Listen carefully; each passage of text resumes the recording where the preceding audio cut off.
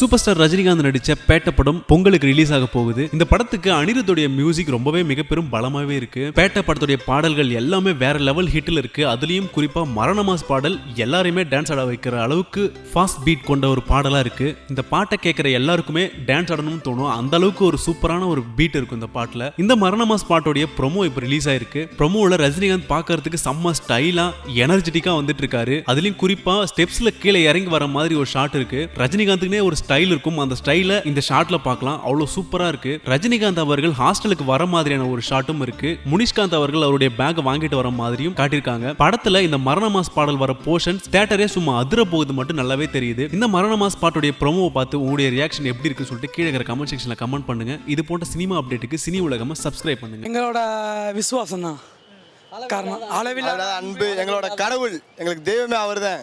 அதை நினைச்சா நாங்கள் பாலிசி பண்றோம்.